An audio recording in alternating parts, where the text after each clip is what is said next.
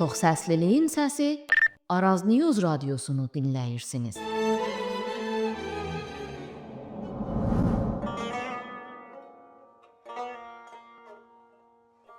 Bir dili danışmaq, bir dünyanı və bir mədəniyyəti üstlənməkdir. Danışmaq, başqası üçün mütləq bir şəkildə var olmaqdır. Bir dili danışmaq, yalnız kəlmələri tələffüz etmək deyil. Bir dili danışmaq, bir dünyanın içində yer almaq deməkdir. O dünyanın hafizəsini daşımaq, o dünyanın sevinclərini, kədərlərini, tarixini, susqunluqlarını çiynini almaq deməkdir. Dil, insanın eşiği açılan səsi deyil, içərdə qurduğu evdir. Əziz və hörmətli dinləyicilər, bugün Araz News radiosunun Azadlıq və Ədalət proqramının başqa bir bölümü ilə sizin qonağınızdıq. Mən Altay Urmulu. Uluslararası Dünya Ana Dili Günü təqvimdə bir xatırlatma ola bilər. Amma xatırlatdığı şey təqvimdən daha dərindir. Bir dilin ümumi sahədə görünür olması və ya olmaması, bir millətin görünür olması və ya olmaması mənasına gəlir. Dil yalnız irtibat aracı deyil, dil kimliyin daşıyıcısıdır. Dil hafizənin bir şəklidir. Dil bir xalqın, bir millətin öz adına danışa bilmə qabiliyyətidir.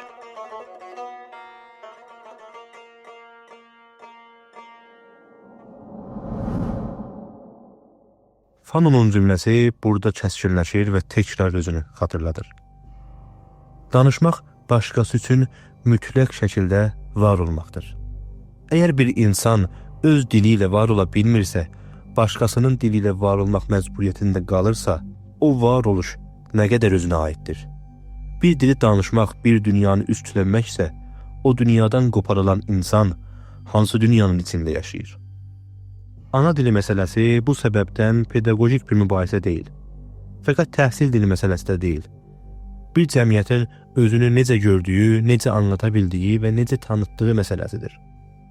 Bir uşaq oxulun və ya mədrəsəsinin qapısından içəri girdiyində, öz dilini qapının eşiyində buraxırsa, orada sadəcə bir dərs deyil, bir fasilə başlayır. O fasilə zamanla kimliyə, özgüvənə, yəni özünə inanmağa, hətta insanın özünə baxışına da dönüşür. Bu yüzdən ana dilində danışmaq, düşünmək və öyrənmək bir imtiyaz deyil, bərabərliyin başlanğıcıdır. Bir cəmiyyət öz dilində düşünə bilmirsə, öz kəlmələri ilə dünya qura bilmirsə, o cəmiyyət həqiqətən azadmıdır? Fanon istimar nizamını təkcə bir cümlə ilə tərifləyər. İstimar dünyası ikiyə bölünmüş bir dünyadır. Bir tərəfdə danışanlar, tərifləyənlər, adlandıranlar, digər tərəfdə danışması məhdudlaşanlar, təriflənənlər və adlananlar. Dil bu bölünmənin ən görünməz, amma ən dərin çizgisidir. Və tam da bu cizgi və ya bu xətt bizi başqa bir coğrafiyaya, başqa bir tarixə aparır. Orada bir universitet kampusunda ya bir danışqaqda gənclər öz dillərinin adını yüksək səslə söylədikləri üçün xiyabanlara çıxırlar. 1947-də Pakistan qurulduğunda əhalinin böyük bir qismi Bengal dilində danışırdı. Sayısal və həqiqət çox açıq və aydın idi. Fəqət dövlət sembolü olaraq seçilən dil ordu dili oldu. Qərar yalnız idari bir tərcih kimi təqdim edildi. Halbuki qısa sürədə kimlik və hakimiyyət məsələsinə dönüşdü. 1948-də Məhəmməd Əli Cinah açıq biçimdə elan etdi. Pakistanın dövlət dili ordu olacaqdır və başqa bir dil olmayacaq. Bu cümlə bir tərcih olmanın ötəsinə keçdi. Dövlətin özünü necə tərif edəcəyi bəlləndi. Dil milli birliyin sembolü olaraq görüldü. Fərqli bir dil tələbi isə birliyə zərər vermə potansiyeli daşıyan bir tutum kimi göstərildi. Şərqi Pakistanda bu qərar səssiz qarşılanmadı. Bengal dili yalnız evlərin içində danışılan bir ləhcə deyildi. Ədəbiyyatı, şeiri, qazetələri və güclü bir intellektual ənənəsi var idi.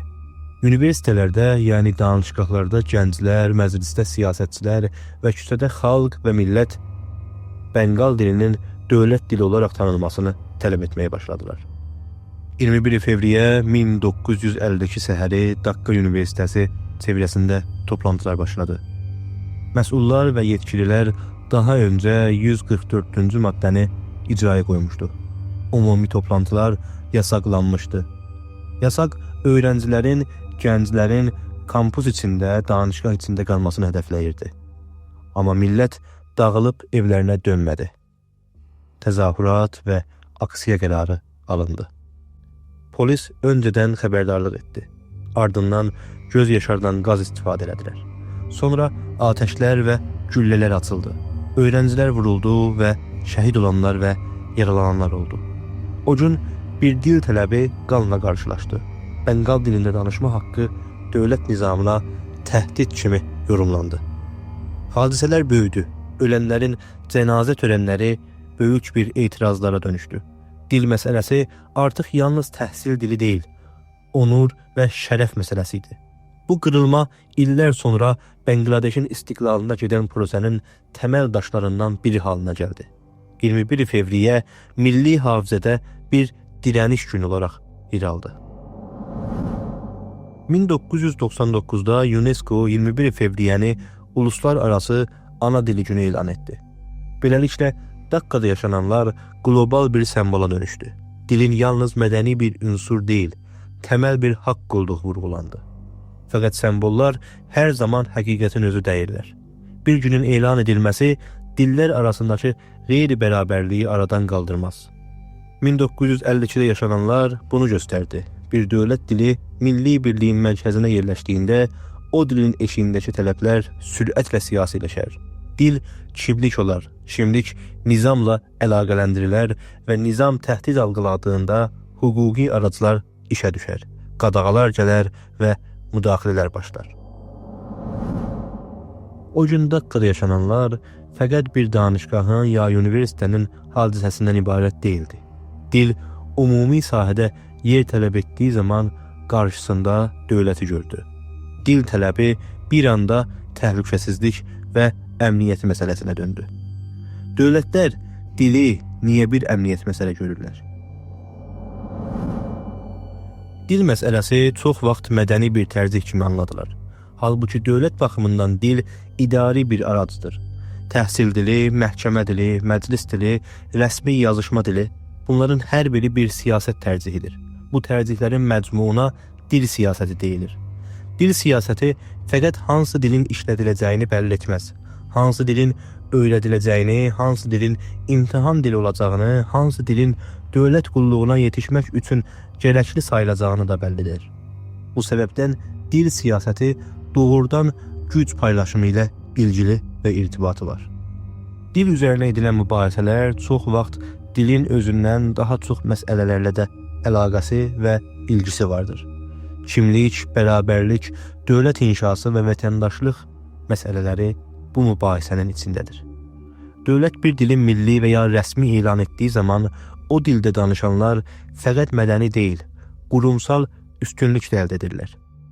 Burada iki qavram və ya iki məfhum ayrımı önəmlidir. Bərabərlik və ədalət.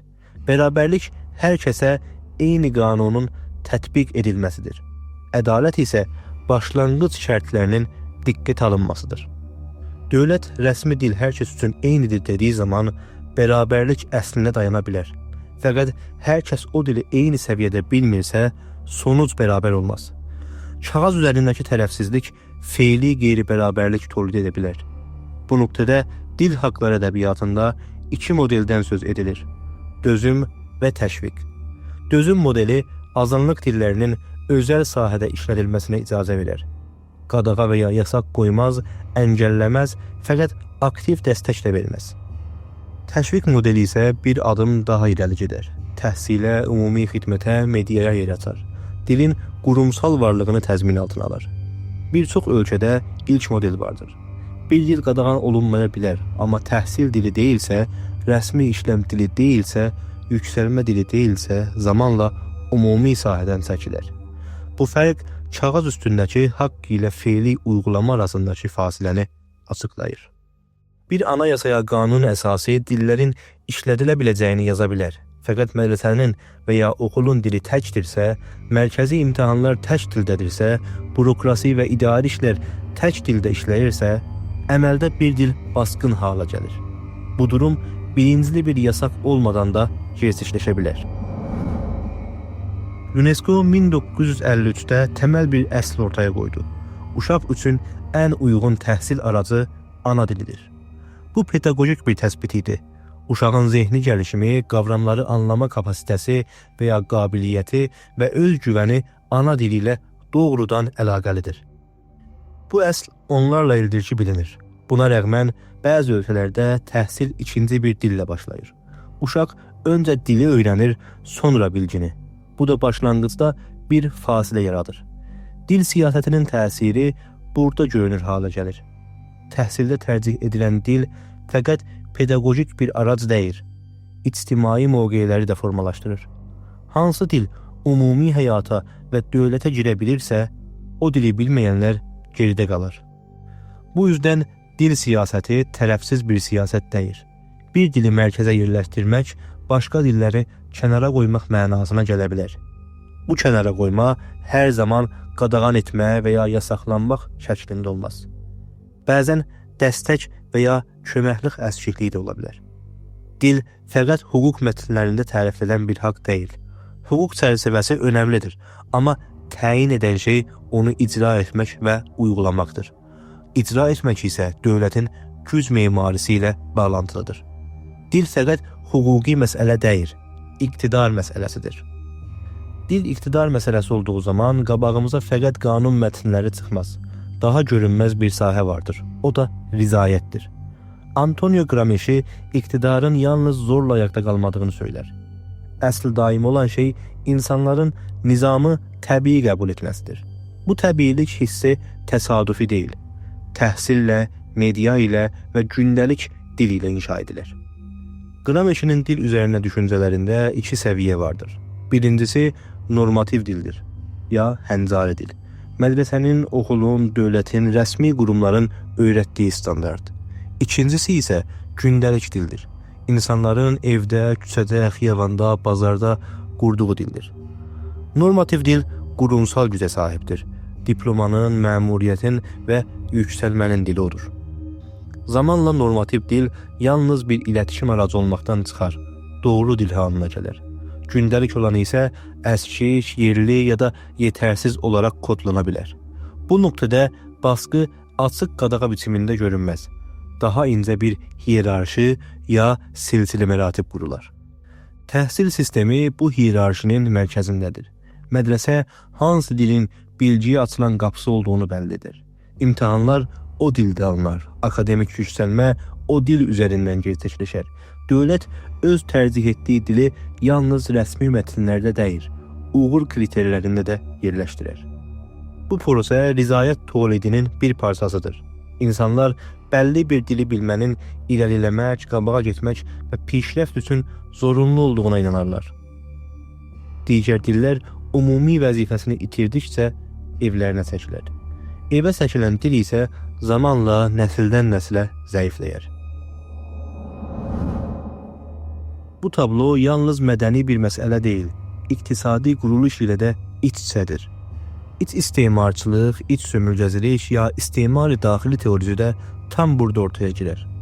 Harold Wolff və daha sonra bu qavramı gəlişdirən düşünürlər, istemar əlaqəsinin hər zaman dəniz aşırı ya burunmərzi bir işğal mənasına gəlmədiyini savunurlar. Eyni dövlət mərzləri içində də mərkəz-çevrə ya mərkəzlə haşiyə əlaqəsi qurula bilər.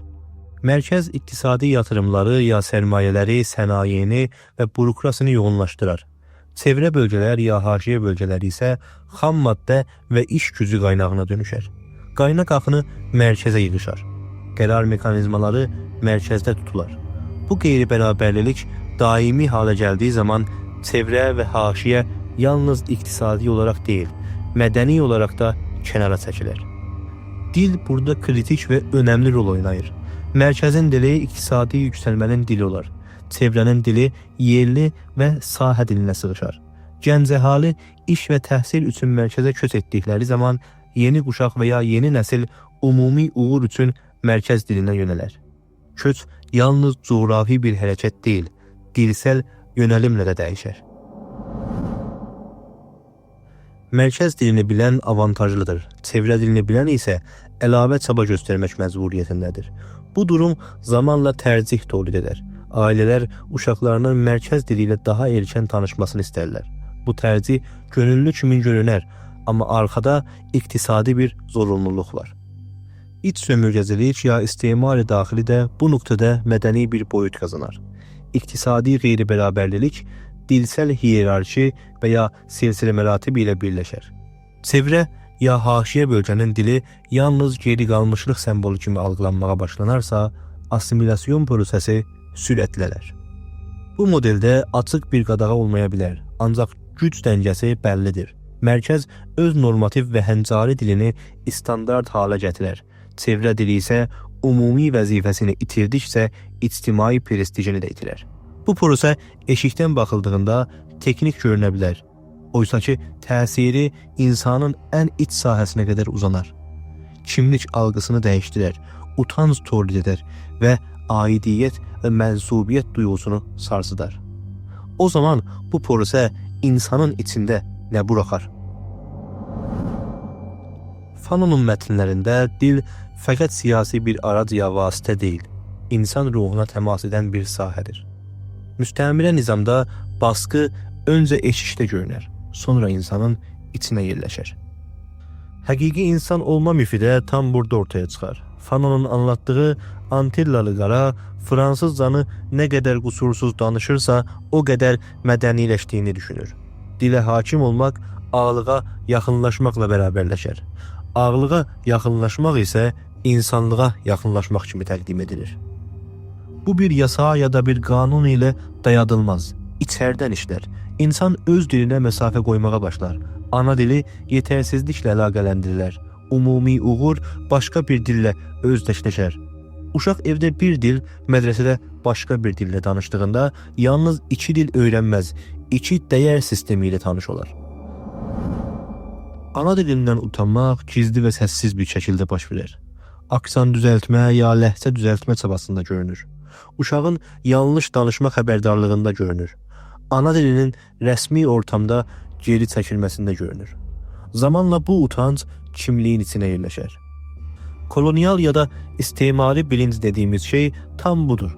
İnsan özünə eşikdən baxmağa öyrənir.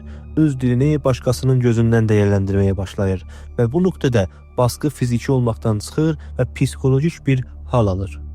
Kültürel soyqırım mübahisəsi ya nəsl-koşuya fərhəngi bu səbəbdən yalnız hüquqi bir məsələ deyil. 1948-də soyqırım sözləşməsi hazırlanarkən kültürel soyqırım qavramı mətndən çıxardıldı. Fiziki və biolojik məhv etmə tərifi qaldı. Kültürel yıxım hüquqi tərifin eşiyində buraxıldı. Halbuki bir dili sistematik biçimdə ümumi sahədən çəkmək, nəsildən nəslə zəiflətmək, hafizəni parçalamaq fərqli bir növ yıxım tolid edər. Hüquq bunu soyqırım olaraq adlandırmaya bilər, fəqət ictimai təsiri dərindir. Suzan Rome'nin işarə etdiyi kimi, bir dilin yaşayıb yaşamayacağını bəlli edən şey ev içi axtarım, yəni nəsillər arası sürəklilik və davamlılıqdır. Əgər bir dil evdə danışılmamağa başlarsa, mədrəsənin ya da anayasanın verdiyi icazə tək başına yetərli olmaz. Dil öncə ümumi sahədən çəkilir, sonra evdəki güvənini və etimadını itirər.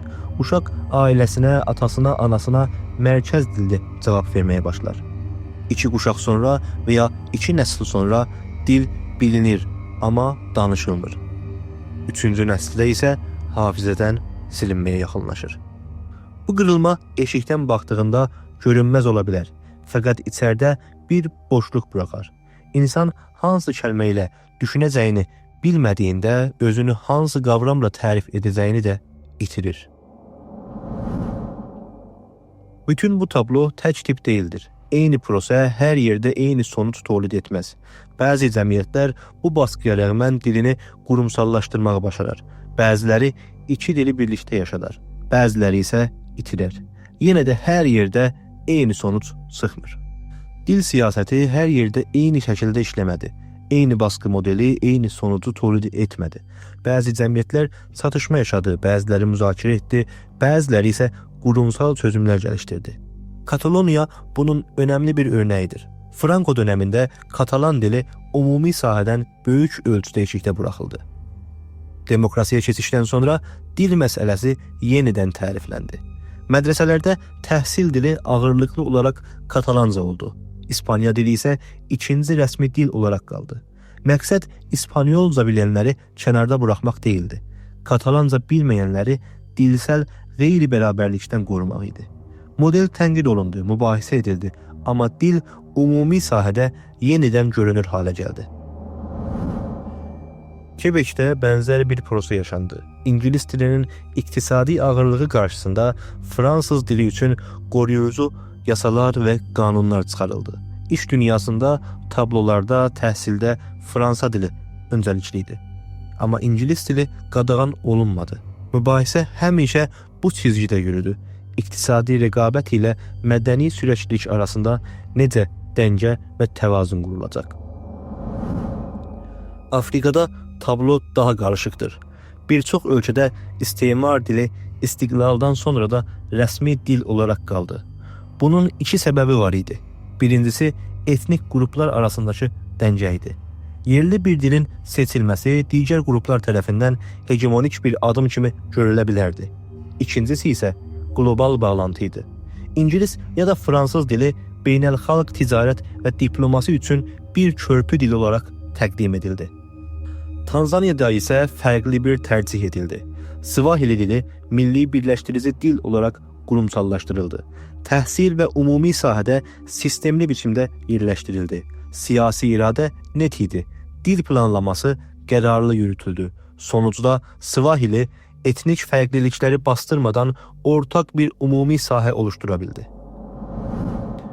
Bu örnəklər tək bir həqiqətə işarə edir. Çoxdillilik otomatik olaraq bölünmə tolid etmir. Bölünmə çox vaxt ədalətsizlikdən doğulur. Dil bərabərlik zəmini üzərində qurulduğunda çatışma azalır. Hiyerarşi ya silsilə məratib üzərində qurulduğunda isə gərginlik artır. Dünya təcrübələri göstərir ki, dil siyasəti teknik bir düzənləmə deyil, siyasi bir tərcihdir. Tərcih edilən model cəmiyyətin özünü necə görmək istədiyini də əks etdirir. Bu mübahisə bizə uzaq deyil. İran Anayasası ya Qanun Əsasisinin 15-ci maddəsi Farscanı rəsmi dil olaraq tərifləyir.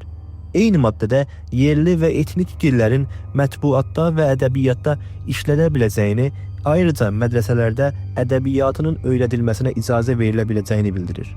Mətn ilk baxışda bir sahə açılmış kimi görünür. Fəqət çərçivə diqqətlə oxunduğunda mərzlər netdir. Təhsil dili Farscadır, dövlət dili Farscadır, rəsmi yazışma dili Farscadır. Bu durum ədəbiyyatda qurumsal təkdillilik olaraq təriflənən modellə qarşılıq gəlir. Yerli dillərə qadağa qoyulmamışdır. Ancaq ümumi iqtidar sahəsi tək bir dil üzərindən təşkilatlanmışdır.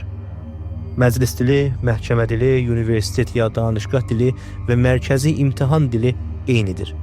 Bu quruluş hüquqi dözüm ya tolerans ilə qurumsal təşviq arasındakı fərqi görünür qılır. Pratikdə isə fərqli bir həqiqət ortaya çıxır.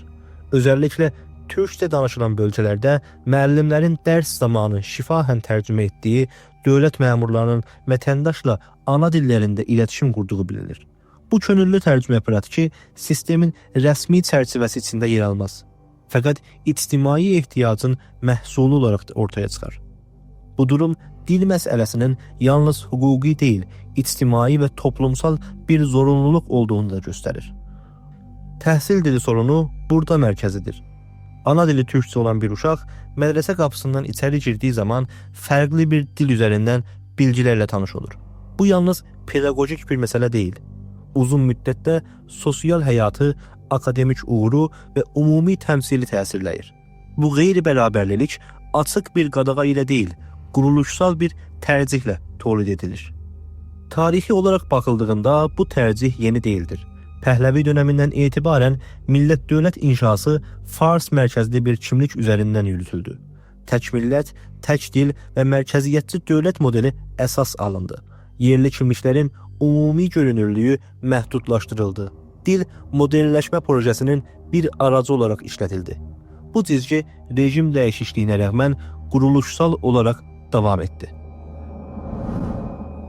Buna qarşı Güney Azərbaycanda dil məsələsi uzun müddətdir ümumi bir tələb olaraq varlığını sürdürməkdədir.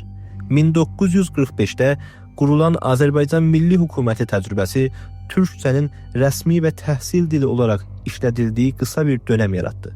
Bu təcrübə yalnız idari bir düzənləmə deyildi. Dilin ümumi varlığının mümkün olduğunu göstərən bir örnək idi. Günümüzdə də dil tələbi yalnız mədəni bir nostalji deyildir. Özəlliklə idman qarşılaşmalarında, stadionlarda, universitetlərdə və ümumi sahələrdə türk dilində mədrəsə şüarı illərdir eşidilməkdədir. Bu şüar ana dilində təhsil tələbinin ictimai qarşılığını əks etdirir. Ancaq bu tələblər çox vaxt təhlükəsizlik və əmniyyəti perspektivi ilə ələ alınmış, aktivistlər haqqında axtarışlar, soruşturmalar açılmış, həbslər və zindan cəzaları yaşanmışdır. İranda seçim dönəmlərində ana dili məsələsi illərdir ki, tez-tez gündəmə gəlir. Namizədlər türklərin haqlarının genişləndiriləcəyini vəd edərlər. Fəqət seçim sonrası uyğulamada heç bir dəyişiklik görülməz. Bu durum yalnız fərdi iradə məsələsi olaraq açıqlanmaz. Dövlət quruluşunun mərkəziləşmiş və İranda faşizmin nə qədər təməlli olduğunu və ideolojik təməlləri dil siyasətini məhdudlaşdıran bir çərçivə oluşturur. Məsud Pezeşkiyan örnəkdə bu bağlantıda dəyərləndirilir. Öz türk kimliyini açıqca ifadə edən bir siyasətçi olaraq ortaya çıxmasına rəğmən o, sistem içində ana dilində təhsil kimi tələblərin qurumsallaşmaması sorununun şəxsi deyil, quruluşsal olduğunu və İranda fars milliyyətçiliyi və faşizmin nə qədər təməlli olduğunu göstərir. Bu çərçivədə İran Anayasasının 15-ci maddəsinin mərzləri mübahisə konusu olar. Maddənin varlığı bir imkan olaraq təqdim edilsə də, uygulama sahəsi dar qalmışdır. Uluslararası örnəklərdə görüldüyü kimi çoxdilli dövlətlərdə birdən çox rəsmi dil mümkündür. Kanada, Suis və Belçik kimi örnəklər rəsmi statutunun dilsel qeyri-bərabərliyi azaltmada önəmli rol oynadığını göstərir.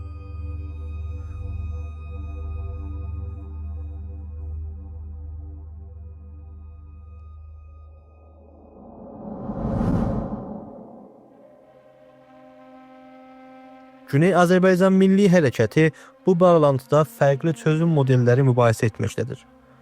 Azadlıq, ədalət, milli hökumət şüarı, dil, kimlik və idarə etmə haqlarının birlikdə ələ alınması gərəkdiyini fikrini əks etdirir. Federalizm önərisi bu çərçivədə önə çıxmaqdadır.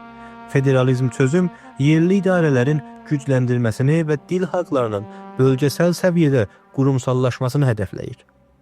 Bu model millətlərin istiqlal haqqını rədd etməz, fəqət öncəliyi bərabər vətəndaşlıq və çox səviyyəli idarə quruluşuna verir. Uluslararası hüquq açısından baxıldığında öz taleyini təyin etmə haqqı və ya həqqi təyini sərnişt Birləşmiş Millətlər Nizamnaməsi və ya mənşurunda və mədəni və siyasi haqlar sözləşməsində yer alır. Bu haqq istimar bağlantısında ortaya çıxmış olsa da, iç sömürgəcilik və ya istimar daxili iddiasının mübahisə edildiyi durumlarda da referens nöqtəsi olaraq işlədilir. Ayrıca ağır və sistematik haqq pozuntularında millətlərin məşru müdafiə haqqı da uluslararası hüquq ədəbiyyatında mübahisə edilən bir önəmli konudur. Bu çərçivə dil məsələsini yalnız mədəni bir tələb olmaqdan çıxarıb, kollektiv və cəm'i haqlar sahəsinə daşımaqdadır. İrandakı dil mübahisəsi bu səbəbdən çox qatmanlıdır.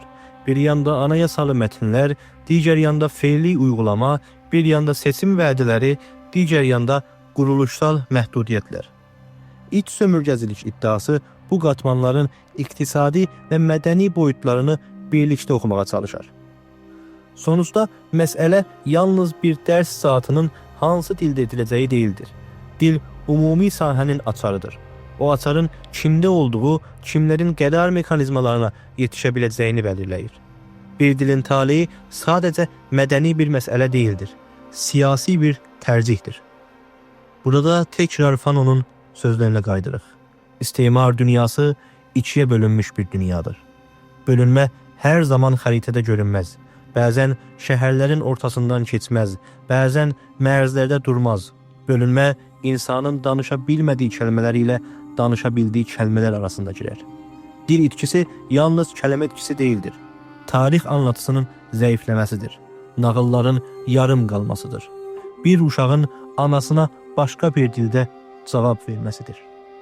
Bir dil yaşarsa bir millət yaşar və o zaman bir millətin hafizəsi də yaşayar. Hafizə yaşarsa sürəklilik qorunar. Sürəklilik qorunarsa millət özünü yenidən inşa edə bilər. Dövlətlər dil üzərindən nizam inşa edərlər.